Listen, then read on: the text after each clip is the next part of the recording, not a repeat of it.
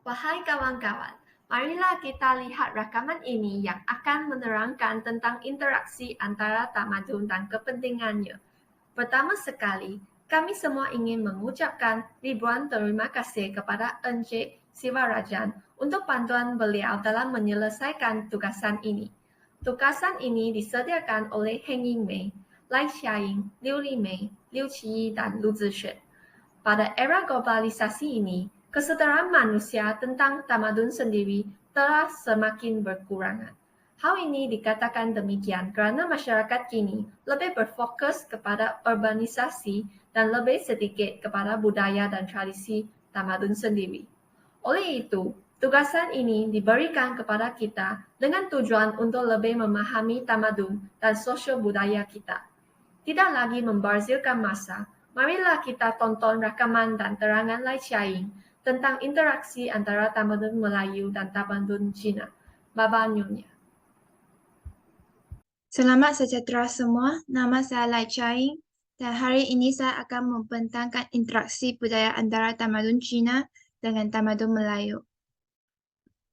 Interaksi antara tamadun Cina dengan tamadun Melayu dapat dilihat daripada berbagai segi seperti segi budaya, bahasa, dan kesenian. Tetapi hari ini saya hanya akan menekankan dari segi budaya. Budaya dapat dikategorikan kepada dua aspek. Yang pertama, aspek material, yang kedua, aspek bukan material. Aspek material bermaksud perubahan atau pencampuran budaya dari segi pemakaian dan makanan. Aspek bukan material bermaksud perubahan atau pencampuran budaya dari segi agama, adat resam, dan bahasa. Hari ini saya akan menjelaskan tentang kaum Baba Nyonya kerana kaum Baba Nyonya merupakan kaum yang paling jelas atau paling banyak menunjukkan bagaimana interaksi budaya antara tamadun Cina dengan tamadun Melayu berlaku. Baba Nyonya telah wujud di Melaka, Pulau Pinang, Kelantan, dan Terengganu. Mengikut catatan The Aradia, orang Cina sudah menetap di Melaka pada tahun 1613 melalui aktiviti perdagangan.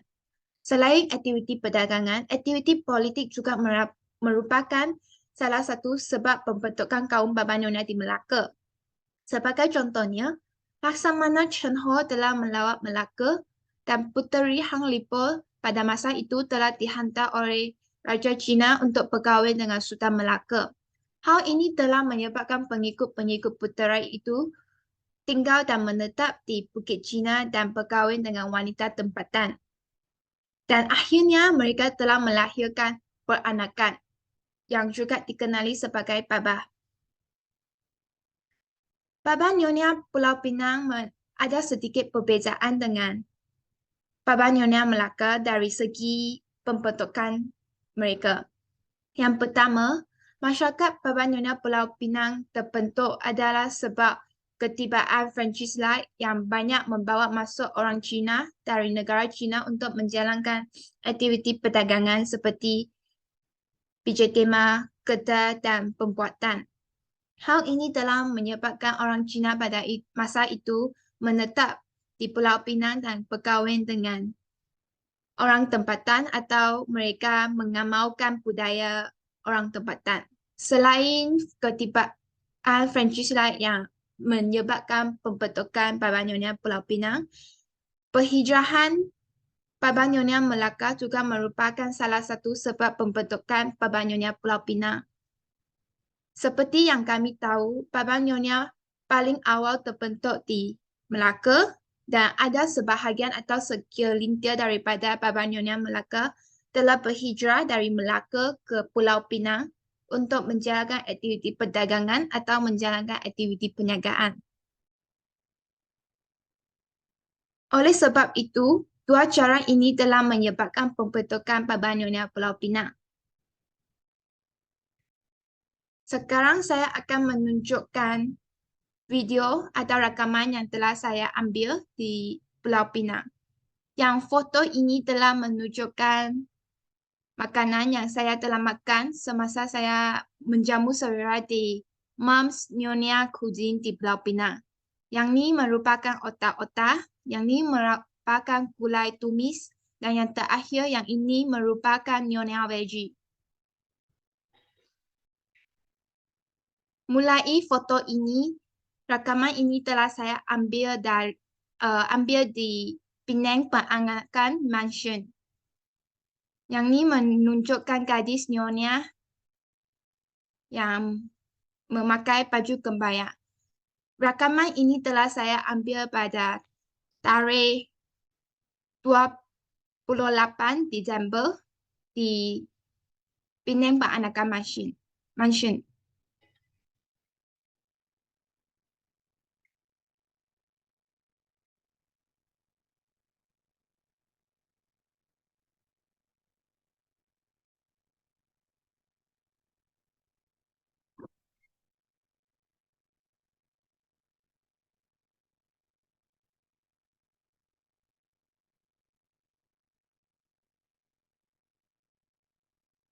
Yang dua ini merupakan gadis nyonya yang memakai baju kebaya dan kain sarung yang menunjukkan interaksi antara orang Cina dengan orang Melayu pelaku. Yang ini merupakan kasur manik.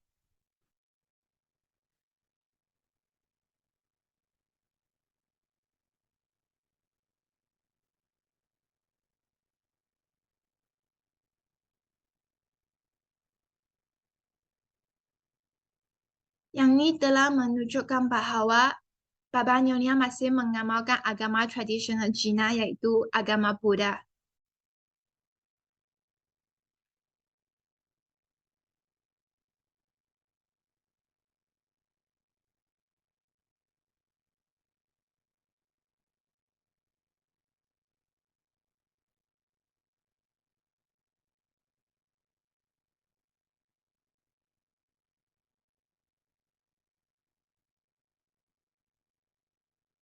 Sekarang saya akan menjelaskan tentang budaya Baba Nyonya, yaitu budaya yang paling banyak berlakunya interaksi antara tamadun Cina dengan tamadun Melayu. Yang pertama, makanan. Yang kedua, pemakaian. Yang ketiga, agama. Dan terakhir, bahasa. Yang ini merupakan otak-otak dan yang ini merupakan gulai tumis yang telah saya makan di Mom's Nyonya Cuisine.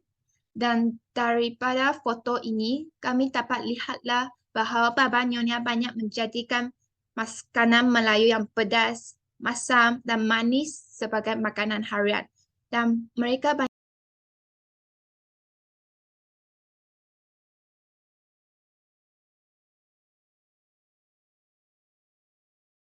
makanan yang tersendiri yang juga dikenali sebagai makanan Baba Nyonya. Contoh yang lain selain makanan yang saya makan adalah seperti ayam kampitan, inci kambing, dan kuih muih. Yang seterusnya pemakaian. Gadis nyonya kebanyakan akan memakai baju kebaya dan kain sarung seperti yang telah saya tunjukkan di rakaman tadi. Dan wanita nyonya juga akan diajar kemahiran pengurusan rumah tangga seperti membuat kasur manik dan baju kebaya.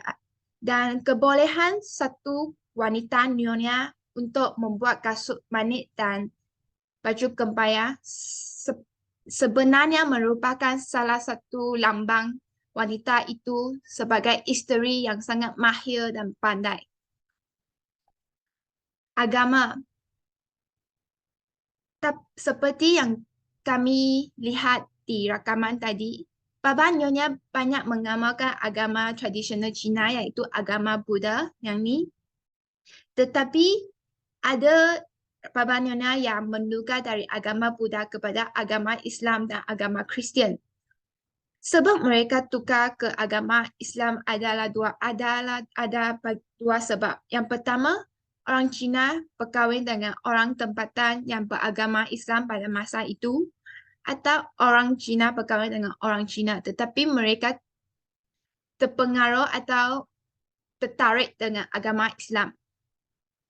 Sebab Baba Nyonya menukar agama Buddha kepada agama Kristian adalah disebabkan pengaruh penjajah Barat. Seperti yang kami semua tahu bahawa Pulau Pinang pernah dijajah oleh negara Barat seperti negara British. Oleh itu pada masa itu Baba Nyonya atau orang Cina yang mengamalkan budaya Melayu pada masa itu telah terpengaruh dan tukar agama mereka kepada agama Kristian. Di foto ini kami dapat lihat pengaruh penjajah Barat. Dan yang terakhirnya bahasa. Bahasa Baba Nyonya juga dikenali sebagai dialek Melayu Baba. Bagi kaum yang bukan Baba Nyonya, kami membezakan bahasa Melayu yang tulen dengan dialek Melayu yang Baba. Tetapi bagi kaum Baba Nyonya, mereka menganggap bahasa mereka sama dengan bahasa Melayu yang tulen. Dan dialek Melayu Baba merupakan campuran bahasa Melayu dengan dialek Hokkien atau bahasa Melayu juga boleh dicampurkan dengan dialek Hakka atau dialek Cantonese. Tetapi kebanyakan dialek Melayu Baba merupakan campuran bahasa Melayu dengan dialek Hokkien. Sebagai contohnya, makanan bahasa Melayu yang tulen kami sebutkan roti, tetapi mereka akan sebutkan loti, tahu. Permainan bahasa Melayu congkak, dialek Melayu Baba juga congkak. Dalam kehidupan harian, sabun, kahwin, bahasa Melayu tulen kami sebut kahwin. Tapi bagi dialek Melayu Baba, kami akan sebutkan kawin. Tuala, sampah. Saya merupakan bahasa Melayu yang tulen, tapi bagi dialek Melayu Baba, mereka akan sebutkan wah. Dan awak mereka akan sebutkan lu. Selain kaum Baba Nyonya yang terpengaruh dengan bahasa yang merupakan campuran bahasa Melayu dengan dialek Hokkien, kebanyakan orang Cina Pulau Pinang yang umurnya lebih tua juga akan menggunakan dialek Melayu Baba daripada bahasa Melayu yang tulen. Hal ini dikatakan demikian kerana kebanyakan orang Cina di Pulau Pinang merupakan orang Hokkien. Oleh sebab itu, mereka telah biasa mencampurkan Hokkien dengan bahasa Melayu dalam kehidupan harian mereka. Sekian, terima kasih.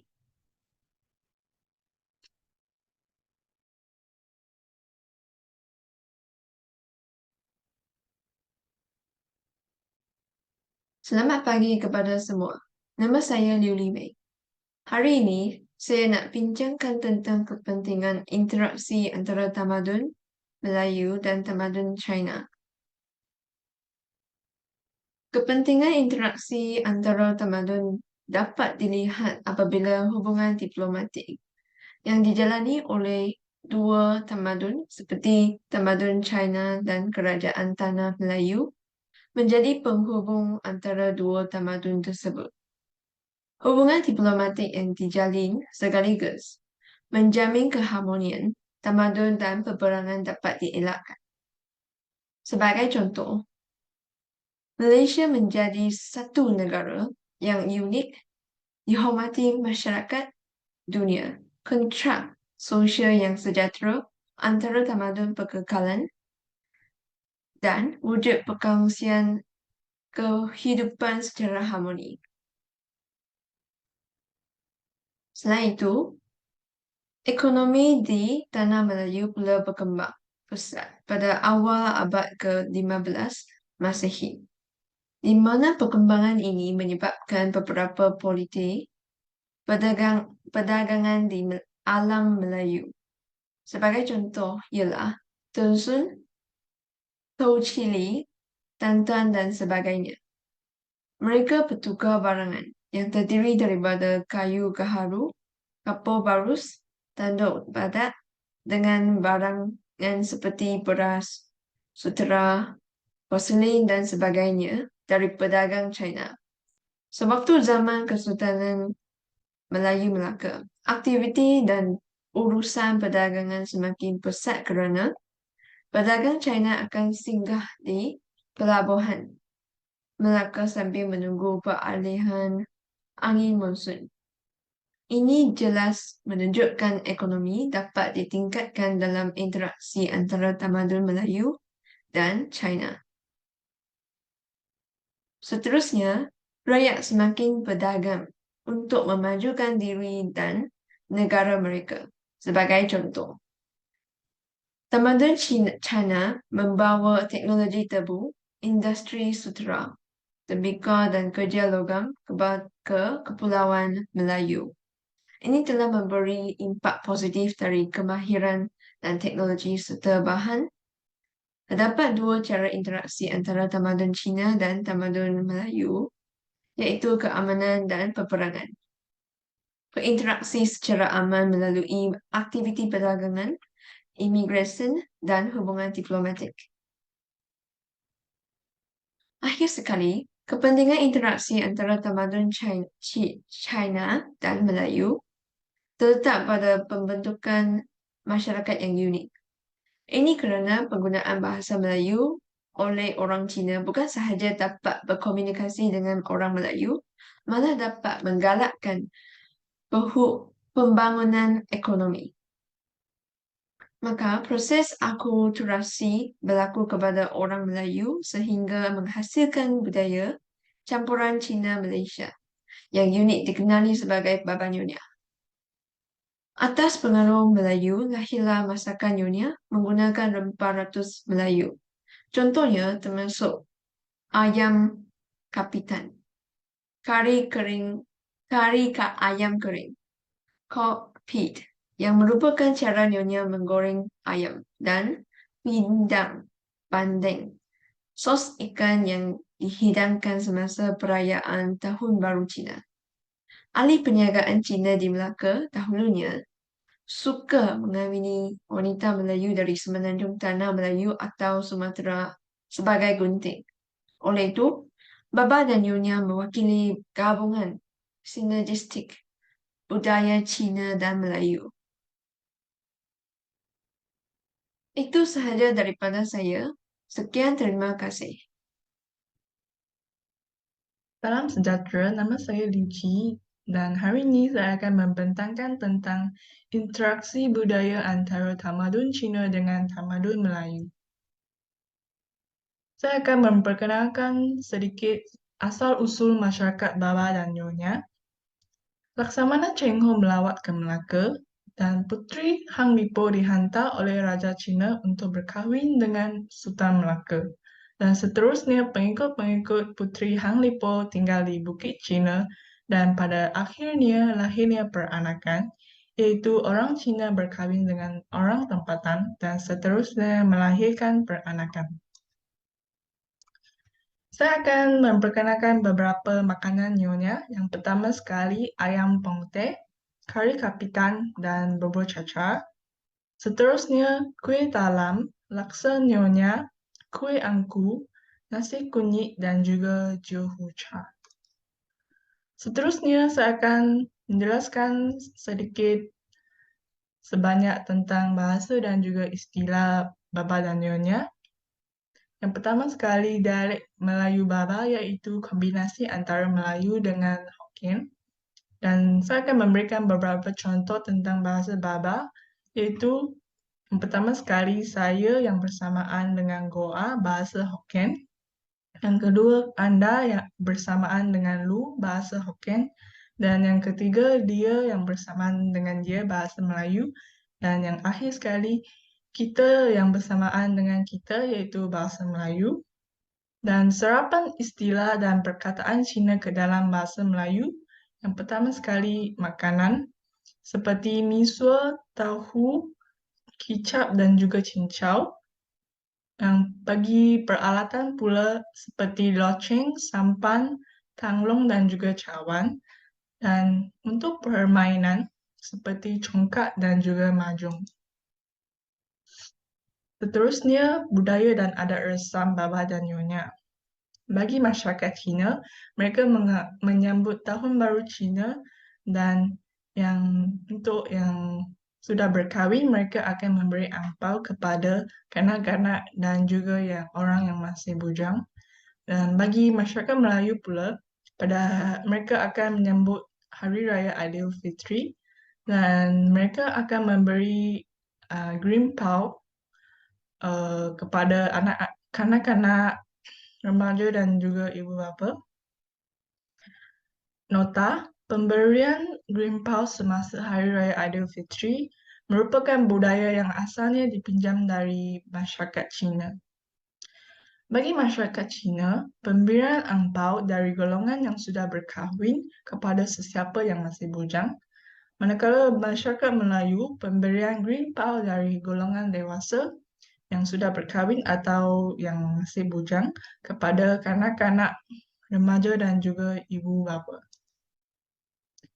Dari segi perdagangan pula, pada zaman Khalifah Al-Walid, pedagang Islam telah mengadakan hubungan perdagangan hingga ke China, dan mereka berjaya menguasai perdagangan rempah dan sutra dari timur, dan jalan sutra telah menjadi laluan para pedagang, yaitu saluran interaksi, dan dari Kedah telah menjadi pusat perhentian utama bagi Sami Buddha dari China yang berlayar melalui Selat Melaka untuk ke India. Nah, ini adalah interaksi antara tamadun Cina dan tamadun Melayu. Negeri Kedah pernah menjalinkan hubungan diplomatik dengan China dan kehadiran pedagang Kedah ke China yang bertarikh 638 Masehi dalam rekod rasmi China menunjukkan interaksi di antara tamadun Melayu dengan tamadun Cina. Dan penyebaran agama Islam di tanah Melayu di peringkat awal dikatakan datang dari tanah besar Cina, ekoran daripada hubungan perdagangan antara kedua-dua belah pihak. Nah, ini dapat dibuktikan melalui penemuan batu bersurat yang bertarikh 1039 di Champa, 1048 di Brunei, 1082 di lereng Jawa, yang mengatakan Islam datang dari Canton dan Hainan pada kurun ke-9. Tamadun Cina peranakan turut diwarisi oleh tamadun Melayu yang dikenali sebagai Baba dan Nyonya. Unsur-unsur kebudayaan Melayu turut dimiliki oleh kebudayaan Baba dan Nyonya. Dan perkataan Hokkien, itu salah satu cabang bahasa Cina, turut mempengaruhi bahasa Melayu Baba, dan Cina peranakan juga terbiasa makan dengan tangan, dan gaya masakan Melayu turut mempengaruhi Cina peranakan. Akhir sekali, golongan ini turut menggunakan kebaya dan kain sarung sebagai pakaian seharian mereka yang kebiasaannya dipakai oleh orang Melayu. Dan itu sahaja daripada saya. Terima kasih. Hai, nama saya Ella Hengimei dan saya sedang membuat rakaman video ini di rumah saya. Sekarang saya akan membentangkan interaksi antara tamadun India dengan tamadun Melayu.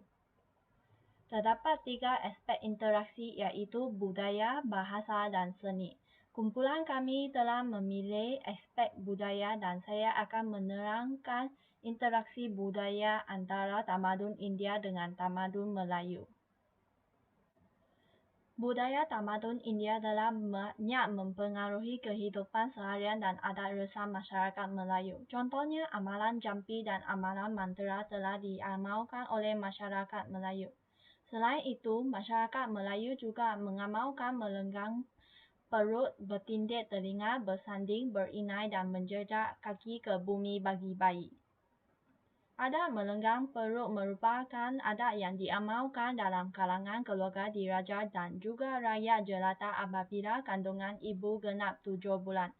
Upacara ini dilakukan oleh Tok Bidan dan tujuannya adalah untuk membentukkan kedudukan bayi di dalam perut ibu.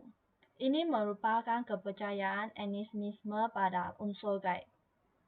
Gambar ini telah menunjukkan adat melenggang perut. Berinai dalam perkahwinan Melayu seolah-olah telah menjadi kewajipan. Ia dikategorikan kepada 3 acara iaitu berinai curi, berinai kecil dan berinai besar. Walaupun unsur ini telah dikekalkan tetapi dia telah disesuaikan dengan dasar agama Islam. Bersanding. Pasangan yang berkahwin dikatakan raja sehari dan diadakan upacara bersanding sebagai kemuncak bagi upacara tersebut. Penggunaan sirih pinang dan beras kunyit merupakan pengaruh Hindu. Tujuan penggunaan beras kunyit adalah untuk memberi semangat kepada pengantin berdasarkan kekuningan semangat padi. Seterusnya kita akan lihat kewujudan orang-orang Chiti India. Ini berlaku di kaum India. Proses asimilasi antara budaya asal yaitu India dan kebudayaan tempatan yang membentuk ciri-ciri budaya dan kesenian masyarakat India Chiti di Kampung Gajah Berang Melaka. Orang-orang Chiti India telah menunjukkan persamaan dengan budaya Melayu dari segi pakaian tradisional. Kaum wanita akan memakai kebaya, labor dan bersanggung manakala lelaki akan berpelekat baju Melayu dan talapak iaitu kain seperti serban bagi menutup kepala. Gambar ini merupakan orang-orang Chiti India yang memakai pakaian tradisional. Akhir sekali, kita akan melihat dari segi makanan. Kita mengetahui bahawa kaum India suka menggunakan rempah ratus ketika memasak dan ini juga telah mempengaruhi masyarakat Melayu. Masyarakat Melayu telah menggunakan sebahagian bahan dan resipi kaum India. Makanan yang paling popular ialah roti canai, chapati, masakan kari dan kuah dam. Selain itu, muruku yang merupakan kuih muih tradisional kaum India juga telah menjadi juara Aidilfitri. Setakat ini sahaja pembentangan saya. Sekian, terima kasih. Terima kasih kepada Chia Ying, Ling Mei, Ying Mei, dan Qi Yi yang telah membawa penjelasan yang sangat teliti kepada kita. Saya berharap kamu telah lebih memahami tentang tamadun-tamadun di Malaysia. Dengan rekaman ini, kita telah lihat kepada interaksi antara tamadun Cina dengan tamadun Melayu dan interaksi antara tamadun India dengan tamadun Melayu. Kepentingan interaksi antara tamadun juga dilihat. Bak kata pepatah, melentur bulu biarlah dari rebungnya. Marilah kita sebagai generasi muda lebih menghargai tamadun unik kita yang dipertahankan dan diberikan kepada kita oleh nenek moyang. Itu sahaja untuk hari ini. Sekian, terima kasih.